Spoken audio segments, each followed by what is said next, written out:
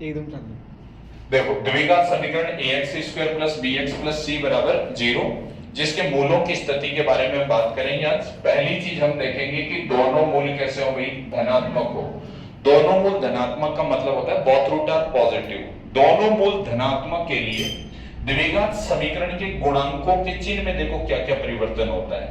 कहा जाता है कि सर जब x² का गुणांक 0 से बड़ा हो, क्या हो, 0 से बड़ा, x का गुणांक 0 से छोटा हो तथा अचर पद 0 से क्या हो, बड़ा हो। अगर ऐसी सिचुएशन होती है तो द्विघात समीकरण के दोनों मूल होते हैं वो कैसे होते हैं, पॉजिटिव होते हैं। मतलब बोथ रूट आर पॉजिटिव की कंडीशन होती है a greater than 0, b less than 0 and c greater than 0। For example जैसे देखो, मान लीजिएगा मैंने एक एग्जांपल लिखा, x² लिखा, माइनस का 5x लिखा और प्लस का 6 = 0।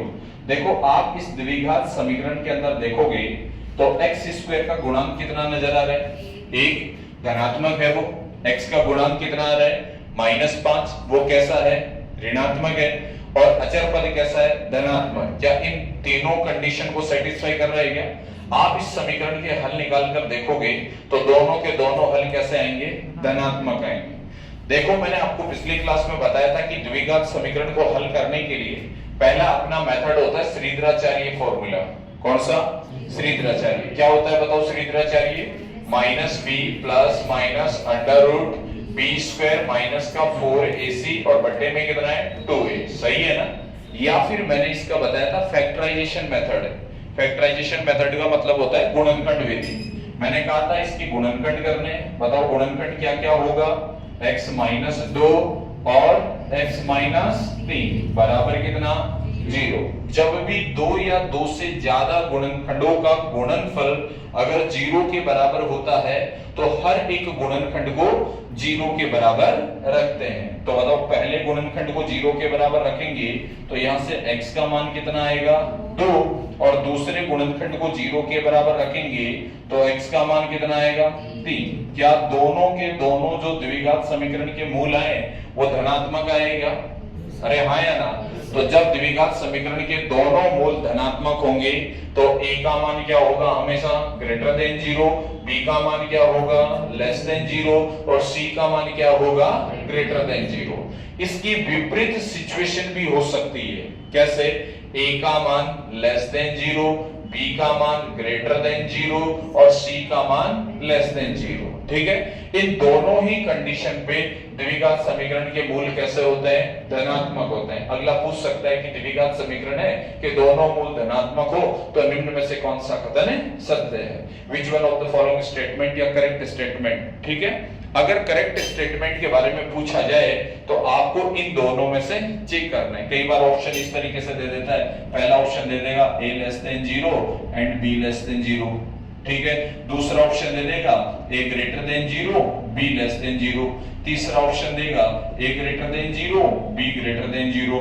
चौथा ऑप्शन हो जाएगा कौन सा, नन ऑफ दीज। तो बताओ कौन सा ऑप्शन करेक्ट होगा, पहला नहीं होगा, तीसरा नहीं होगा, कौन सा होगा, दूसरा। a की वैल्यू ग्रेटर देन 0 और b की वैल्यू लेस देन 0। पहली चीज समझ में आई है। दूसरी चीज देखो, दूसरी चीज में केस सेकंड में क्या होता है, केस सेकंड में ये होता है कि जब द्विघात समीकरण ax² plus bx plus c बराबर 0 के दोनों मूल ऋणात्मक हो। दोनों मूल कैसे हो गई, दोनों मूल ऋणात्मक हो, नेगेटिव हो। ठीक है ना, ऋणात्मक हो। बोथ रूट आर नेगेटिव की अगर हम कंडीशन को पढ़ें तो बोथ रूट आर नेगेटिव की कंडीशन में क्या कहा जाता है कि सर a की वैल्यू भी ग्रेटर देन 0, ठीक है, b की वैल्यू भी ग्रेटर देन 0 और c की वैल्यू भी ग्रेटर देन 0। समझ में आ रही बात? मतलब सारे के सारे कोफिशिएंट कैसे होने चाहिए, पॉजिटिव होने चाहिए, धनात्मक होने चाहिए। ऐसी कंडीशन में द्विघात समीकरण के मूल कैसे होंगे, ऋणात्मक होंगे। मतलब सबके सब कोफिशिएंट का साइन एक जैसा होना चाहिए। या तो सारे कैसे होने चाहिए, पॉजिटिव होने चाहिए, या फिर सारे कैसे होने चाहिए, नेगेटिव होने चाहिए। तो नेगेटिव के लिए हम क्या बोलेंगे, a less than 0, b less than 0 and c less than 0। समझ में आ रही है बात? या तो सारे पॉजिटिव होंगे या फिर सारे नेगेटिव होंगे। ठीक है, जैसे मान लीजिएगा कोई इक्वेशन लिखी मैंने और मैंने लिख दिया एक्स स्क्वायर प्लस का 3x और प्लस का 2 इज इक्वल टू 0। समझ में आ रही बात? क्या सारे के सारे पॉजिटिव है क्या इसके अंदर? तो आप जब इसकी गुणनखंड करोगे तो देखो क्या आएगा, x प्लस 1 और x प्लस 2 बराबर कितना 0। यहां से x का मान 1 तो कितना आएगा -1 और a कितना आएगा -2। ठीक है ना? तो कई बार क्या होता है कि कोई प्रश्न आ जाता है कि ठीक है द्विघात समीकरण के मूल होंगे, कोई ऐसी इक्वेशन आ जाती है जिसके अंदर कुछ डिफिकल्ट डेटा होता है, तो हम कई बार ऑप्शन के बेसिस पर भी एनालिसिस कर सकते हैं कि अगर किसी द्विघात समीकरण के अंदर सारे के सारे गुणांक अगर ऋणात्मक है तो उसके अंदर दोनों हल जो होंगे, शून्यांक होंगे, रूट होंगे, वो कैसे होंगे, ऋणात्मक होंगे, नेगेटिव होंगे। बहुत रूटा नेगेटिव की कंडीशन होगी। समझ में आ रही बात? कोई दिक्कत किसी को? तीसरी कंडीशन समझना, केस थर्ड देखो क्या कह रहे हैं। केस थर्ड के बारे में अगर हम बात करें कि द्विघात समीकरण ax square plus bx plus c बराबर 0 का एक मूल पॉजिटिव हो और एक मूल कैसा हो, नेगेटिव हो। भाई ऐसा हो सकता है कि क्वाड्रेटिक इक्वेशन का एक रूट तो कैसा हो, पॉजिटिव हो और एक रूट कैसा हो, नेगेटिव हो सकता है ना ऐसा? तो ऐसी कंडीशन के लिए हमें क्या करना होगा? ऐसी कंडीशन के लिए आप देखो क्या लिखोगे, a ग्रेटर देन 0, ठीक है, b ग्रेटर देन 0 या फिर c लेस देन 0। एक कंडीशन तो ये होती है, दो कंडीशन लिखूंगा देखो एक बार, a greater than 0, b greater than 0, c less than 0।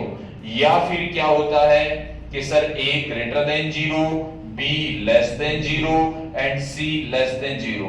ये दोनों कंडीशन इस कंडीशन को क्या करता है, सेटिस्फाई करता है। समझ में आई क्या बात? देखो तीसरा केस क्या था कि समीकरण का एक मूल कैसा हो, positive, one root is positive and other root is negative. ठीक है ना? अगर ऐसा कुछ है तो उसके लिए कंडीशन क्या होती है बोलो, a greater than 0, b greater than 0, c less than 0 या फिर a greater than 0, b less than 0, c less than 0। ठीक है ना? इनके बेसिस पर अपन क्या कर सकते हैं, पहचान सकते हैं कि कौन सा रूट पॉजिटिव होने वाला है, कौन सा रूट नेगेटिव होने वाला है। समझ में आई बात? अब देखो कई बार क्या होता है ना कि एग्जाम में है ना ऐसे दो टाइप की कंडीशन होती है जिसमें अपने को कई बार बहुत इजी सा क्वेश्चन आ जाता है कि भाई इसके रूट होंगे। ठीक है? तो देखो जनरली एनालिसिस के बेसिस पे मैं बता रहा हूं आपको कि अगर ऐसी कोई कंडीशन सेटिस्फाई कर रहा है, ऐसी कोई कंडीशन सेटिस्फाई कर रहा है, तो मैंने कहा इसका एक रूट तो कौन सा आएगा, पॉजिटिव, और एक रूट कैसा आएगा, नेगेटिव। ठीक है ना? तो जो बड़ा होगा, लार्जर रूट होगा ना, वो नेगेटिव होगा और जो स्मॉलेस्ट रूट होगा वो कैसा होगा, पॉजिटिव। बस ऐसे पहचान हो जाएगी। जैसे मान लो एक छोटा सा एग्जांपल लिख रहा हूं, ठीक है, विद ऑप्शन। जैसे मान लो मैंने लिखा एक्स स्क्वायर, लिखा क्या लिखा, एक्स स्क्वायर लिख दिया, प्लस का यहां पर कितना लिख दिया, x लिख दिया। समझ में आ रही बात? यहां माइनस का क्या लिख दिया, 6 इज इक्वल टू 0। ठीक है? और मैंने कहा find the root of quadratic equation x square plus x minus 6 is equal to 0। अब इसके ऑप्शन लिख रहा हूं। देखो पहला ऑप्शन लिखा 3,2, ठीक है, सेकंड ऑप्शन लिखा -3,2, थर्ड ऑप्शन लिखा मैंने 3,-2 एंड फोर्थ ऑप्शन लिखा मैंने -3,-2। समझ में आई बात? अब यहां के डेटा यहां के बेसिस पर मैं डायरेक्ट बता सकता हूं। मुझे ये तो पता चल गया कि एक रूट 3 आएगा, एक रूट 2 आएगा। अब कौन सा प्लस आएगा और कौन सा माइनस आएगा? चलो आओ, क्या coefficient of x square positive है या नेगेटिव है? पॉजिटिव। कोएफिशिएंट ऑफ x कैसा है, पॉजिटिव। कांस्टेंट कैसा है, नेगेटिव। बताओ इस कंडीशन को सेटिस्फाई कर रहा है क्या? तो जिसका परिणाम मैग्नीट्यूड बड़ा होगा वो तो कैसी वैल्यू होगी, नेगेटिव, और जो छोटा होगा वो कैसा होगा, पॉजिटिव। बताओ कौन सा ऑप्शन होना चाहिए आपके हिसाब से? बड़ी वैल्यू नेगेटिव और छोटी वैल्यू पॉजिटिव। तो बड़ी वैल्यू नेगेटिव और छोटी वैल्यू पॉजिटिव। कौन सा ऑप्शन हो जाएगा, सेकंड ऑप्शन। तो आंसर कितना आ जाएगा, -3,2। क्लियर हुई बात? तो इसके आधार पर हम साइन के बारे में बता सकते हैं कि क्वाड्रेटिक इक्वेशन के रूट अगर पॉजिटिव होते हैं या नेगेटिव होते हैं तो क्वाड्रेटिक इक्वेशन के कोएफिशिएंट का क्या क्या साइन हो सकता है। क्लियर हो गई बात? दूसरी चीज ये थी। ठीक है, आगे बात करते हैं नेक्स्ट पॉइंट पर। नेक्स्ट पॉइंट पर देखना, नेक्स्ट पॉइंट पर बात करेंगे मूलों की प्रकृति। क्या करेंगे भाई? मूलों की प्रकृति, नेचर ऑफ रूट। क्या बात करेंगे? मूलों की प्रकृति, नेचर ऑफ रूट। ठीक है, कि मूलों की प्रकृति कैसी होती है। द्विघात समीकरण, क्वाड्रेटिक इक्वेशन के रूट होते हैं वो रियल भी होते हैं, मतलब वास्तविक होते हैं। क्या होते हैं? वास्तविक। काल्पनिक भी होते हैं। कैसे होते हैं? काल्पनिक। समान भी, इक्वल भी होते हैं, और असमान, अनइक्वल, डिस्टिंक्ट रूट बोलते हैं उनको। समझ में आई बात? मैंने आपको पिछली क्लास में ये बताया था कि क्वाड्रेटिक इक्वेशन अगर ए एक्स स्क्वायर प्लस का बी एक्स और प्लस सी बराबर 0 है, इस इक्वेशन को सोल्व करने के लिए मैंने आपको श्रीधराचार्य फॉर्मूला लिखवाया था। x बराबर क्या बताया? बताओ। माइनस का b plus minus under root b square minus 4ac divided by 2a, ऐसा ही बताया था ना। इस द्विघात समीकरण के अंदर, क्वाड्रेटिक इक्वेशन के फॉर्मूले के अंदर जो रूट के अंदर लिखा हुआ है उसको बोलते हैं सर विवेचक। क्या बोलते हैं? विवेचक, डिस्क्रिमिनेंट, जिसे d से रिप्रेजेंट करते हैं भाई। किससे रिप्रेजेंट करते हैं? d से। और यही बताता है कि क्वाड्रेटिक इक्वेशन के रूट कैसे हैं, रियल है, अनरियल है, इमेजिनरी है, या फिर आपके इक्वल है, या अलग अलग डिस्टिंक्ट रूट है। ये सारी चीज कौन सा बताएगा? ये d बताएगा, विवेचक बताएगा। इसलिए मैं लिख सकता हूं, क्या बोलो? d बराबर बी स्क्वायर माइनस 4ac। कोई दिक्कत है क्या किसी को? नहीं ना।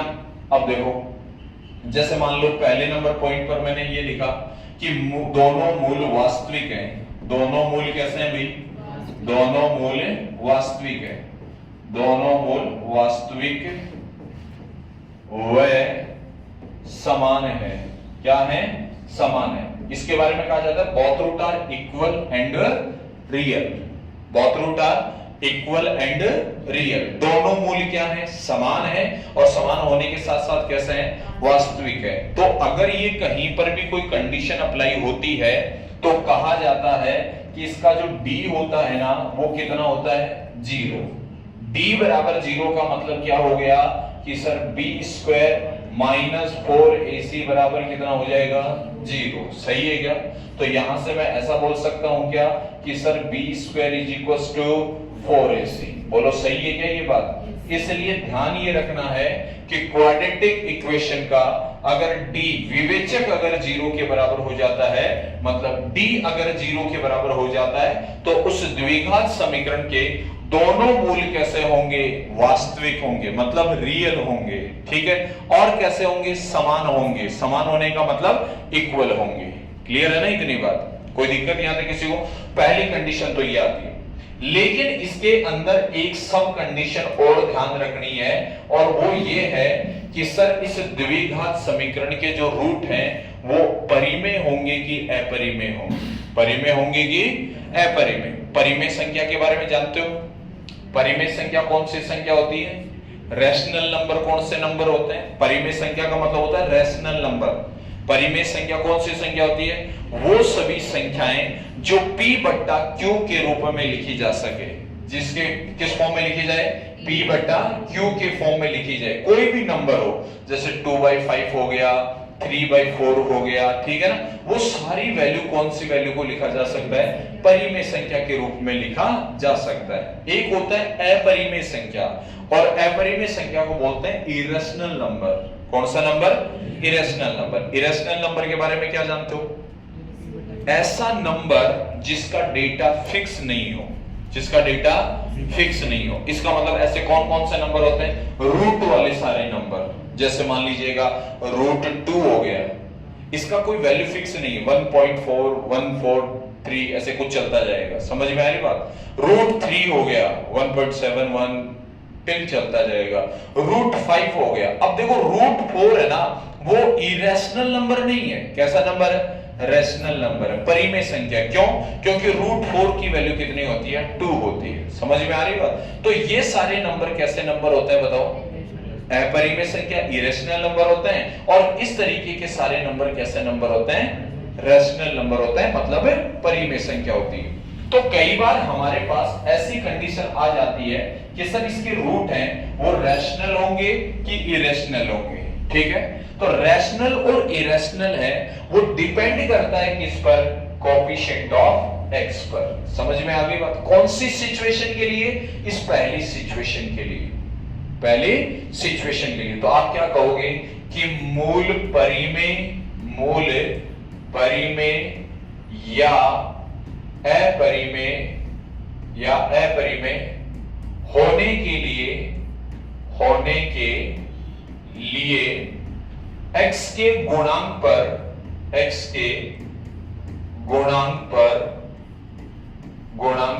निर्भर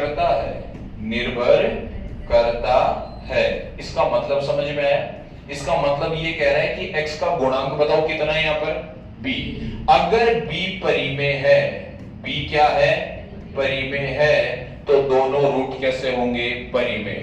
अगर b मान लीजिएगा अपरिमेय का मतलब हो गया इरेशनल नंबर। अगर अपरिमेय है, कैसा है, अपरिमेय, तो रूट कैसा होगा, अपरिमेय। समझ में आ गई बात? तो पूरा काम परिमेय और अपरिमेय, रैशनल और इरेशनल है, वो डिपेंड किस पर करता है, बी पर करता है। समझ में आ गई बात? जैसे फॉर एग्जांपल समझना इसका, जैसे मान लो सबसे पहले मैं एक एग्जांपल लिख रहा हूं, बहुत बेसिक सा एग्जांपल, और मैंने लिखा एक्स स्क्वायर माइनस का यहां पर लिख दिया मान लीजिएगा 4x, कितना लिख दिया, 4x लिख दिया, और प्लस का 4 इज इक्वल टू कितना लिख दिया, 0। देखो इस क्वाड्रेटिक इक्वेशन के रूट का नेचर बताना है मुझे। क्या बताना है, नेचर। बताओ नेचर किस पर डिपेंड करता है, डी पर डिपेंड करता है। और अगर ये डी पर डिपेंड करता है तो मैं चेक करूंगा डी की वैल्यू, और डी की वैल्यू कितनी है बताओ, बी स्क्वायर माइनस 4ac। सही है ना ये बात? अब आप मुझे इसके अंदर देख के बताओ a की वैल्यू कितनी है क्वाड्रेटिक इक्वेशन में। अरे भाई a की वैल्यू कितनी है 1, b की वैल्यू कितनी है बताओ -4, c की वैल्यू कितनी है बताओ +4। सही है क्या ये बात? अगर ये डेटा सारा इसमें अंदर पुट कर रहा हूं तो बताओ b की जगह -4 पुट करूंगा तो -4 का स्क्वायर 16 हो गया, -4, a की वैल्यू कितनी 1 और c की वैल्यू कितनी 4, तो बताओ 16 16 हो गया क्या, और 16 16 कितना हो गया बताओ 0। बताओ जब डिस्क्रिमिनेंट d अगर 0 के इक्वल होता है, विवेचक अगर 0 के बराबर होता है, तो द्विघात समीकरण के मूल कैसे होंगे? अरे भाई मूल कैसे होंगे? वास्तविक होंगे। कैसे होंगे? वास्तविक होंगे। जैसा कि हम बात कर चुके हैं, कैसा, वास्तविक। वास्तविक होने के साथ साथ कैसे होंगे? समान होंगे। अब हम बात करते हैं कि परिमेय होंगे कि अपरिमेय, मतलब रैशनल होगा कि इरेशनल नंबर। तो उसका पता कैसे चलेगा बताओ? रैशनल और इरेशनल का पता लगाने के लिए हमें क्या करना पड़ेगा? इसका गुणांक देखना पड़ेगा, कोएफिशिएंट ऑफ x देखना पड़ेगा। ठीक है, x का कोएफिशिएंट बताओ यहां पर क्या है? तो अगर मैं बात करूं कि कोएफिशिएंट ऑफ x जो है वो कितना है, -4 है या नहीं है? ये -4 रैशनल है या इरेशनल है? रैशनल, परिमेय है भाई। कैसा है? रैशनल है। ठीक है ना? कैसा है? रैशनल है, परिमेय है। और अगर जब x का गुणांक ही परिमेय है तो बताओ भाई उसके मूल कैसे होंगे, रूट कैसे होंगे? परिमेय होंगे। कैसे होंगे? परिमेय होंगे। बताओ ये बात समझ में आ गई क्या? अरे हाँ यार, जब क्वाड्रेटिक इक्वेशन के नेचर ऑफ रूट की अगर हम बात कर रहे होते हैं तो हमें क्या चेक करना होता है? डी चेक करना होता है। डी की वैल्यू क्या होती है बताओ? B square minus 4ac। समझ में आई बात? जिसे बोला जाता है विवेचक या डिस्क्रिमिनेंट बोला जाता है। इस पर पूरा डिपेंड करता है। अगर मान लीजिएगा द्विघात समीकरण के मूल कैसे हो? वास्तविक हो, समान हो, मतलब रियल एंड इक्वल हो, तो डी की वैल्यू क्या होगी? 0। ठीक है, इसका मतलब उसके मूल परिमेय होंगे या अपरिमेय, रैशनल होंगे या इरेशनल होंगे, वो किस पर डिपेंड करेगा? बी पर डिपेंड करेगा। समझ में आ गई बात? यहां तक डाउट किसी को नहीं ना? अगला एग्जांपल सुनो। अगर मान लीजिएगा मैं अगला एग्जांपल लिखूं कि क्वाड्रेटिक इक्वेशन लिख रहा हूं और वो मैंने लिखा x² minus 2√3x plus 3 is equal to 0 लिख दिया मैंने। क्या लिखा बताओ? x² minus 2√3x plus 3 is equal to 0। Question ऐसा है, find the nature of root in quadratic equation x² minus 2√3x plus 3 is equal to 0। सबसे पहले जब भी नेचर बताना होगा तो बताओ मैं क्या काम में लूंगा? डिस्क्रिमिनेंट डी की वैल्यू निकालूंगा ना। बताओ डी होता क्या है? बी स्क्वायर माइनस का क्या होगा 4ac होगा ना। अब मुझे यहां से देखकर बताइए सबसे पहले a की वैल्यू कितनी है, a, b की वैल्यू कितनी है -2√3, c की वैल्यू कितनी है 3। समझ में आ गई? यहां तक कोई डाउट है किसी को? नहीं ना। अब जब अगर ये तीनों वैल्यू है तो इसको यहां पुट करेंगे, और पुट करेंगे तो बताइए मेरे पास यहां पर क्या आएगा, b की वैल्यू -2√3 का होल स्क्वायर -4 इंटू 1 इंटू 3। सही है? कोई बताएगा भाई 2√3 का स्क्वायर कितना होता है 12। देखो 2 का स्क्वायर कितना 4, √3 का स्क्वायर कितना 3, और 4 को 3 से मल्टीप्लाई करेंगे तो 12, -4 गुणा 3 कितना हो गया 12। बताओ 12 माइनस 12 कितना हो गया 0। इसका मतलब इस द्विघात समीकरण के रूट कैसे होंगे भाई, रियल होंगे। क्या रियल का मतलब कैसा हो गया, वास्तविक हुआ। सही है क्या बात? इसके अलावा कैसा होगा भाई, इक्वल होगा। क्या इक्वल होने का मतलब कैसा होगा, समान होगा। समझ में आ गई बात? अरे हाँ है ना, इक्वल होगा और कैसा होगा, रियल। अब हम बात कर रहे हैं कि सर इसके रूट जो होंगे वो रैशनल होंगे या इरेशनल होंगे। तो बताओ किस पर डिपेंड करेगा, रैशनल और इरेशनल?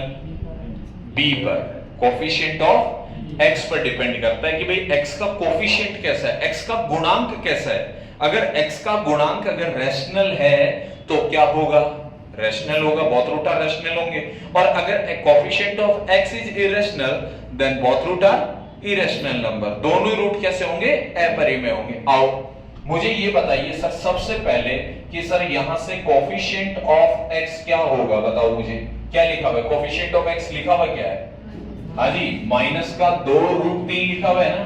मुझे ये बताइए ये जो नंबर लिखा हुआ है -2√3 ये रैशनल है या इरेशनल है? हाँ रैशनल है या इरेशनल है? ये इरेशनल नंबर है। इरेशनल का मतलब हो गया अपरिमेय। समझ में आई बात है ना? कैसा नंबर है ये, अपरिमेय संख्या है। कोई दिक्कत किसी को?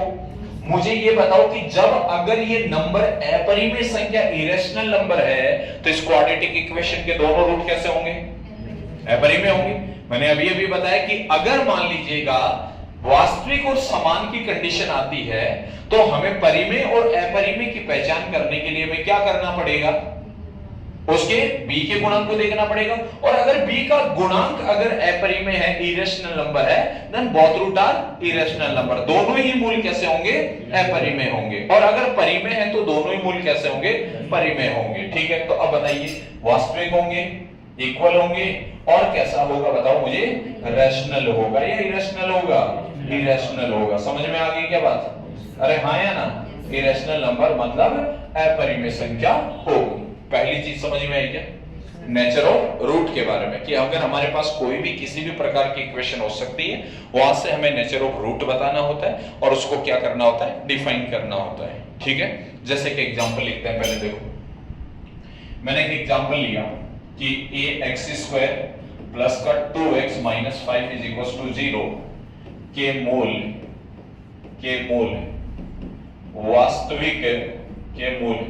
वास्तविक व समान है तो a का मान ज्ञात कीजिए, a का मान ज्ञात कीजिए। किसका मान ज्ञात कीजिए भाई, a का मान ज्ञात कीजिए। क्वेश्चन है, ठीक है, quadratic equation ax² plus 2x minus 5 is equal to 0, both root are real and equal, then find the value of a। आपको a का मान बताना है। इसने पहले से बता दिया, क्या बताया कि क्वाड्रेटिक इक्वेशन के दोनों रूट कैसे हैं भाई, रियल है, वास्तविक है। तो आप क्या कहोगे कि जब अगर रूट अगर रियल होता है तो d को हम किसके बराबर रखेंगे, 0 के। बताओ b² माइनस 4ac है वो 0 के बराबर आएगा क्या? तो अब मुझे एक बात बताओ, यहां से क्वेश्चन के अंदर देखो सर a की वैल्यू तो कितनी है, a ही है, b की वैल्यू कितनी है बताओ, 2 है, और c की वैल्यू कितनी है, -5 है। सही है क्या? ये डेटा इसके अंदर पुट करें। जैसे इसके अंदर पुट करूंगा तो बताओ b की जगह 2 का स्क्वायर कितना हो गया, 4, माइनस का क्या हो जाएगा 4, a की जगह a, c की जगह -5 इज इक्वल टू 0। बताओ माइनस माइनस प्लस, तो क्या आएगा बताओ, 4 plus 20a is equal to, तो बताओ a की वैल्यू क्या आएगी, ये 4 इधर आएगा तो कैसा हो जाएगा, माइनस का 4, और ये 20 यहाँ डिवाइड में आ जाएगा, सही है क्या? 4 से कैंसिल हो रहा है कितने टाइम? 5 टाइम। तो बताओ a की वैल्यू कितनी आ जाएगी? माइनस का 1/5 आ जाएगा। क्या बात समझ में आई? अगर रूट्स का नेचर पहले से उसने दे दिया है, नोट्स का नेचर पहले से अगर उसने दे दिया है, तो हम उस तरीके की इक्वेशन की वैल्यू निकालने के लिए इस तरीके से हम उसको क्या करेंगे? सिंप्लीफाई करेंगे। समझ में आ गई बात? जैसे कि एग्जांपल और लिख रहा हूं, देखो मैंने एग्जांपल लिखा, यहां लिखा log a base 2x², log a base 2x²। यहां लिख दिया मैंने माइनस का 2x, क्या लिखा? माइनस का 2x और प्लस का 4 इज इक्वल टू 0 के मूल वास्तविक व समान है, वास्तविक व समान है, वास्तविक व समान है। तो a का मान ज्ञात कीजिए, a का मान ज्ञात कीजिए, ठीक है। ये कह रहा है कि sir quadratic equation log a base 2x² minus 2x plus 4 is equals to 0, both root are equal and real, then find the value of a। किसकी वैल्यू बतानी है? a की। आओ सबसे पहले तो देखो both root are equal and real बता रहा है, इसका मतलब कैपिटल D को हम किसके इक्वल रखेंगे? कैपिटल D का मतलब क्या हो गया? डिस्क्रिमिनेंट ऑफ क्वाड्रेटिक इक्वेशन, मतलब द्विघात समीकरण का विवेचक। अरे हाँ या ना? बताओ D का फॉर्मूला क्या बताया? b² माइनस का 4ac इज इक्वल टू कितना हुआ? 0। आप क्वाड्रेटिक इक्वेशन में a की वैल्यू पढ़कर बताओ क्या लिखा हुआ है? log a बेस 2, इसको बोलते हैं बेस, है ना? बेस 2 लिखा हुआ होता है। b की वैल्यू कितनी है? -2। c की वैल्यू कितनी है? 4। सही है क्या? अगर ये डेटा यहां पुट करो तो बताओ क्या आएगा? देखो b की जगह क्या पुट करूंगा? -2 का स्क्वायर कितना आएगा? 4 -4। बताओ a की वैल्यू कितनी लिखूं मैं? log a और 2, सही लिखा क्या? बताओ c की वैल्यू कितनी लिखूंगा? 4 बराबर कितना? 0। देखो पूरे में 4 कॉमन आ रहा है, या कॉमन भी नहीं लो तो देखो ये रहा 4 इससे मल्टीप्लाई होगा तो माइनस का 16 इंटू log a और 2 बराबर 0 आएगा क्या? आपको पता है नेगेटिव नंबर अगर बराबर के दूसरी तरफ जाएगा तो कैसा हो जाएगा? पॉजिटिव। तो ऐसे लिख दो क्या? 4 बराबर 16 log a और 2, सही लिखा क्या? बताओ आपको पता है कि मल्टीप्लाई का कोई भी नंबर बराबर के दूसरी तरफ जाएगा तो डिवाइड में चला जाता है। तो आओ देखो सर 4/16 बराबर क्या आएगा? log a और 2 आएगा क्या? बताओ सही है। 4 से ये कैंसिल हो रहा है, कितने टाइम कैंसिल हुआ? 1/4। यहां तक कोई डाउट है? अब देखो log की एक प्रॉपर्टी होती है, जैसे log होता है ना, log के इक्वल में अगर कोई भी वैल्यू दी हुई होती है तो उस log को बराबर के दूसरी तरफ लेके जाते हैं तो उसको बोला जाता है एंटी लॉग। क्या बोला जाता है? Anti log. जैसे देखो इधर ध्यान से समझना इस बात को, अगर मैं कहूं कि log a b is equal to c, तो यहां ऊपर वाली जो वैल्यू है ना, ये बराबर आएगा बेस की पावर वैल्यू, इसको बोला जाता है एंटी लॉग। क्या बोला जाता है? Anti log. देखो log a बेस कितना है? b इज इक्वल टू क्या है? c। ऊपर वाली वैल्यू एज इट इज रहेगी, बेस बराबर के इधर जाएगा और इधर वाली वैल्यू क्या बन जाएगी? पावर। आपने कई जगह ऐसा देखा होगा, जैसे मान लीजिएगा कई जगह लिखा हुआ होता है log x is equal to y, है ना? और जब log के बेस में कुछ नहीं लिखा हुआ होता है तो हमेशा क्या लिखा हुआ होता है? e लिखा हुआ होता है। क्या लिखा हुआ होता है? e। तो यहां से अगर मैं x की वैल्यू लिखना चाहूं तो बताओ क्या लिखूं इस बार? ऊपर वाले की तरफ से देखो e इधर जाएगा e, और इधर वाली क्या हो जाएगी? पावर। समझ में आ गई बात? तो x बराबर क्या हो जाएगा? e की पावर 1।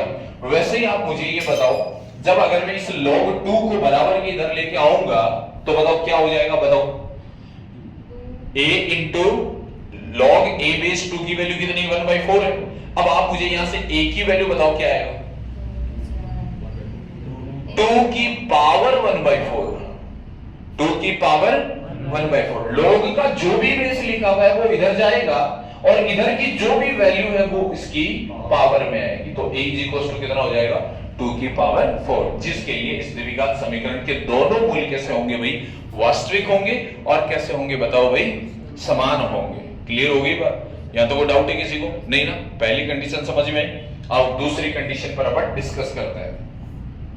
दूसरी कंडीशन के बारे में अगर अपन डिस्कस करें तो मैंने कहा quadratic equation ax² plus bx plus c बराबर 0 के रूट्स को, नेचर ऑफ रूट्स है वो किस पर डिपेंड करता है, b² माइनस 4ac, मतलब डिस्क्रिमिनेंट ऑफ क्वाड्रेटिक इक्वेशन, बोले तो द्विघात समीकरण के विवेचक पर निर्भर करता है। ठीक है, पहली कंडीशन में मैंने कहा कि द्विघात समीकरण के मूल वास्तविक होंगे और कैसे होंगे, रियल होंगे। इस बार देखो क्या कह रहा हूं, द्विघात समीकरण के मूल है वो वास्तविक होंगे। क्या होंगे, वास्तविक। वास्तविक का मतलब होता है रियल होंगे। क्या होंगे भाई, रियल होंगे। समझ में आ रही बात। दूसरी चीज इस बार क्या है, असमान है। क्या है भाई, असमान है। असमान का मतलब हो गया सर अनइक्वल हो गया। क्या हो गया, अनइक्वल बोल सकते हैं, या फिर इसको सही अगर मायने में बोले तो डिस्टिंक्ट रूट। डिस्टिंक्ट रूट का मतलब क्या होता है, डिफरेंट डिफरेंट, अलग अलग।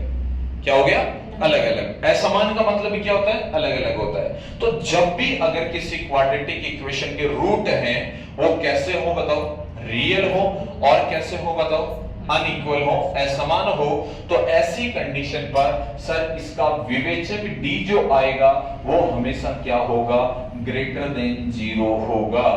क्या होगा, ग्रेटर देन 0 होगा। मतलब b² माइनस 4ac जो है वो हमेशा क्या होगी सर, ग्रेटर देन 0 होगा। बोलो बात समझ में आई क्या। मतलब इसके ऊपर डिपेंड करता है कि सर इसके रूट है वो वास्तविक और असमान है। देखो बराबर वाली कंडीशन में मैंने क्या लिखा है यहाँ पर, b² minus 4ac equals to 0, और अगर असमान है तो मैं क्या लिख रहा हूं बताओ, ग्रेटर देन 0। कोई दिक्कत किसी को। अब यहां पर बात आती है कि सर इसके जो रूट होंगे क्वाड्रेटिक इक्वेशन के वो रैशनल होंगे या फिर इरेशनल होंगे। रैशनल और इरेशनल का मतलब परिमेय होगा या फिर अपरिमेय होगा। ठीक है, तो ये किस पर डिपेंड करेगा, पहले वाले में तो किस पर डिपेंड कर रहा था बोलो, x के कोफिशिएंट पर। किस पर, x के कोफिशिएंट पर। x का कोफिशिएंट क्या होता है, b, तो b पर डिपेंड कर रहा था। यहां b पर डिपेंड नहीं करेगा। यहां क्या होगा वो सुनिएगा, यहां क्या होगा, अगर b² माइनस 4ac एक पूर्ण वर्ग संख्या हो, क्या हो, एक पूर्ण वर्ग संख्या हो। पूर्ण वर्ग संख्या, पूर्ण वर्ग संख्या का मतलब होता है complete square number. Complete square number, जैसे 1, जैसे देखो 1 हो गया, 4 हो गया, 9 हो गया, 16 हो गया, 25 हो गया, 36 हो गया, 49 हो गया। इस तरीके के नंबर जिनका रूट निकाला जा सको, मतलब वो किसी ना किसी संख्या का स्क्वायर हो। समझ में आ रही बात। ऐसे नंबरों को क्या बोलते हैं हम, ऐसे नंबरों को हम क्या बोलते हैं, पूर्ण वर्ग संख्या बोलते हैं। और जब अगर किसी भी द्विघात समीकरण का b² माइनस 4ac एक पूर्ण वर्ग संख्या हो तो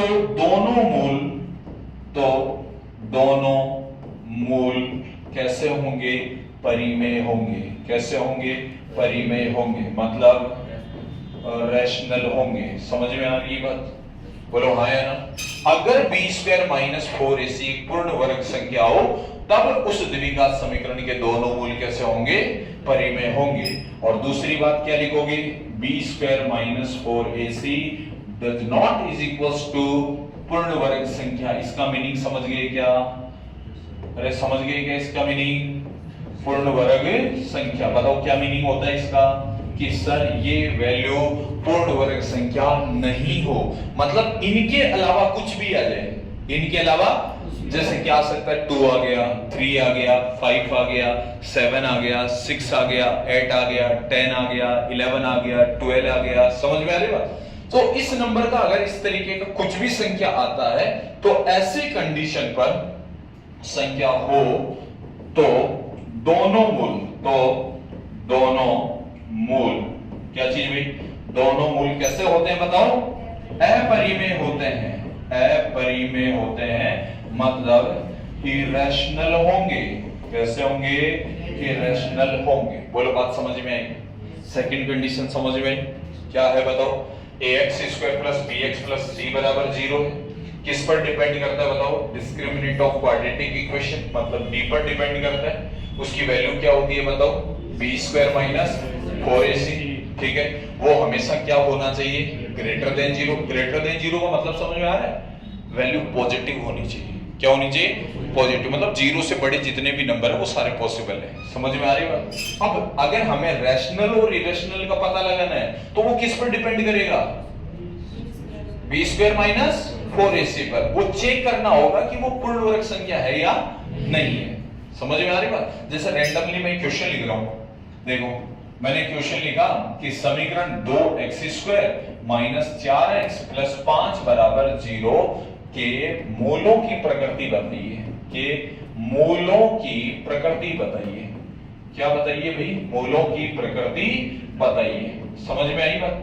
मतलब आपसे पूछ रहा है find the nature of root in quadratic equation 2x² minus 4x plus 5। समझ में आ रही बात? बताओ मूलों की प्रकृति किस पर डिपेंड करती है? d पर। समझ में आ रही बात? और d बराबर क्या होता है बताओ? b स्क्वायर माइनस 4ac पर। इसी पर तो डिपेंड करेगा ना, हाँ या ना? चलो आओ देखो अब इसको सॉल्व करते हैं। एक काम करते हैं, इस क्वेश्चन को तीसरी कंडीशन पढ़ी नहीं है अपन ने, यहाँ क्या ले लेते हैं? माइनस ले लेते हैं। ठीक है ना? आओ देखो बताओ मुझे क्वेश्चन के अंदर a की वैल्यू कितनी है? 2। b की वैल्यू कितनी है? -4। c की वैल्यू कितनी है? -5। सही है क्या बात? ये तीनों डेटा इसके अंदर पुट करो तो बताओ क्या होगा? b का स्क्वायर कितना हो जाएगा? -4 का स्क्वायर -4। a की वैल्यू 2, c की वैल्यू कितनी है? -5। बताओ ये क्या लिखा हो? -4 का स्क्वायर कितना है? 16। बताओ माइनस को माइनस से गुणा करूंगा प्लस, और यहाँ ये लो प्लस 5 को 2 से मल्टीप्लाई किया 10, 10 को 4 से मल्टीप्लाई किया 40, 40 प्लस 16 कितना हो गया बताओ? 56 हो गया। समझ में आ रही है बात? क्या सर ये d का मान 0 के बराबर है क्या? नहीं है। तो कैसा है ये? पॉजिटिव या नेगेटिव? पॉजिटिव। पॉजिटिव का मतलब क्या हो गया? Greater than 0। समझ में आ रही बात? और जहां पर d का मान ग्रेटर देन 0 आता है आप क्या कहोगे कि रूट कैसे होंगे भाई? वास्तविक होंगे। वास्तविक होने का मतलब क्या कहोगे सर? रियल होंगे। समझ में आ रही बात? और कैसे कहोगे सर? असमान होंगे। क्या होंगे?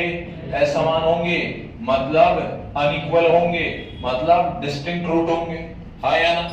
अब आप मुझे यहां से देखकर बताइए कि इसके रूट जो होंगे वो परिमेय होंगे या अपरिमेय होंगे? रैशनल होंगे या इरेशनल नंबर होंगे? बताओ कैसे पहचान करें कि जो भी नंबर आया है उसको हमें देखना है कि ये पूर्ण वर्ग संख्या है या नहीं है, कंप्लीट स्क्वायर नंबर है या नहीं है। क्या यहां जो नंबर लिखा हुआ है वो किसी न किसी संख्या का वर्ग है क्या? नहीं है। 56 किसी का वर्ग नहीं होता है, किसी का स्क्वायर नहीं होता है, नहीं होता ना भाई। अपन जानते हैं 7 का स्क्वायर कितना होता है? 49 होता है। 8 का स्क्वायर कितना होता है? 64। इन दोनों के बीच में, तो इसका मतलब ये किसी का स्क्वायर नहीं है। इसका मतलब ये क्या है सर? पूर्ण वर्ग संख्या नहीं है। पूर्ण वर्ग संख्या नहीं है। और अगर पूर्ण वर्ग संख्या नहीं है तो बताइए ऐसी स्थिति में इस क्वाड्रेटिक इक्वेशन के रूट कैसे होंगे? परिमेय होंगे कि अपरिमेय होंगे? अपरिमेय होंगे। कैसे होंगे? अपरिमेय। तो आप तीसरी कंडीशन क्या लिखोगे बताओ? पहली वास्तविक, दूसरी असमान और तीसरी क्या लिखोगे? अपरिमेय लिखोगे। कोई दिक्कत है क्या? और अपरिमेय को हम लिखते हैं सर यहां पर इरेशनल नंबर। कौन सा नंबर? Irrational number. बोलो बात समझ में आई क्या? इसको बोला जाता है मूलों की प्रकृति। तो मूलों की प्रकृति पहली चीज समझ में आई। बताओ क्या होता है? d is equals to 0 और d is equals to 0 पे दोनों रूट कैसे होते हैं? समान होते हैं। और कैसे होते हैं? वास्तविक होते हैं। बताओ रैशनल और इरेशनल का कैसे पता चलता है? कोएफिशिएंट ऑफ b पर डिपेंड करता है। अगर coefficient of b rational then both root are rational, अगर coefficient of b irrational then both root are irrational. समझ में आ गई बात? सेकंड कंडीशन हमने क्या पढ़ी कि सर जब किसी भी क्वाड्रेटिक इक्वेशन का डिस्क्रिमिनेंट d है वो अगर पॉजिटिव हो, पॉजिटिव होने का मतलब ग्रेटर देन 0 हो, और अगर ग्रेटर देन 0 होता है तो ऐसी कंडीशन पे अपन क्या करते हैं? दोनों के रूट कैसे होंगे? वास्तविक मतलब रियल होंगे। और कैसे होंगे? असमान, अनइक्वल, डिस्टिंक्ट रूट होंगे। और उसका कैसे पता लगाएं कि वो रैशनल है या इरेशनल है? b स्क्वायर माइनस 4ac अगर वो एक कंप्लीट स्क्वायर नंबर है तो both root are rational, otherwise irrational. समझ में आई क्या बात? आओ तीसरी कंडीशन पर। अगली क्लास में इनसे रिलेटेड अपन क्वेश्चन करेंगे, है ना प्रॉपर। तीसरी कंडीशन समझ लो, एक छोटी सी कंडीशन और है। कंडीशन नंबर 3 देखो कि अगर quadratic equation ax² plus bx² plus c बराबर 0 का डिस्क्रिमिनेंट d जो b² माइनस 4ac है, अगर वो लेस देन 0 आ जाए, कैसा आ जाए भाई? लेस देन 0 का मतलब समझ में आ रहा है? नेगेटिव वैल्यू आ जाए। कैसी वैल्यू आ जाए? नेगेटिव वैल्यू अगर आ जाती है तो इसके दोनों रूट काल्पनिक होते हैं भाई। कैसे होते हैं? काल्पनिक होते हैं। काल्पनिक होने का मतलब क्या है भाई? इमेजिनरी है। कैसे है? इमेजिनरी। इमेजिनरी का सिंबल पता है ना? Iota. Iota is equal to root of -1। अगर रूट के अंदर कुछ भी नेगेटिव आ जाता है तो उस क्वाड्रेटिक इक्वेशन के दोनों रूट कैसे होंगे? कैसे होंगे? काल्पनिक होंगे, इमेजिनरी होंगे। समझ में आ रही बात? रियली नहीं होंगे। इक्वल और अनइक्वल की तो बात कह ही नहीं सकते। इक्वल और अनइक्वल की बात नहीं कर सकते, और यहां पर रैशनल और इरेशनल की बात भी नहीं कर सकते। इमेजिनरी नंबर को कभी भी हम इस तरीके से डिफाइन नहीं कर सकते कि ये रैशनल है या इरेशनल है। समझ में आ रही बात? तो अपने को केवल इतनी बात ध्यान रखनी है कि अगर लेस देन 0 आता है तो दोनों रूट कैसे होंगे? काल्पनिक होंगे। लेकिन दूसरी इंपॉर्टेंट बात क्या ध्यान रखनी है कि दोनों मूल एक दूसरे के, दोनों मूल एक दूसरे के कॉन्जुगेट होते हैं भाई। कॉन्जुगेट का मतलब होता है भाई सहयुग्मी। क्या होता है? सहयुग्मी होते हैं। क्या होते हैं? सहयुग्मी होते हैं। ये चीज बड़ी इंपॉर्टेंट है कि क्वाड्रेटिक इक्वेशन का अगर नेचर है वो लेस देन 0 है तो उस दोनों मूल एक दूसरे के क्या होंगे? कॉन्जुगेट होंगे। कॉन्जुगेट होने का मतलब सहयुग्मी। सहयुग्मी का मतलब क्या होता है कि अगर एक root a plus iota b है तो दूसरा अपने आप a माइनस आयोटा b होगा। इसका मतलब रूट तो सेम रहेंगे लेकिन इमेजिनरी पार्ट का साइन चेंज हो जाएगा। एक में प्लस है तो एक में क्या होगा? माइनस। ऐसे रूट को बोला जाता है कॉन्जुगेट रूट्स। ऐसे रूट्स को क्या बोलते हैं? Conjugate roots. समझ में आ गया?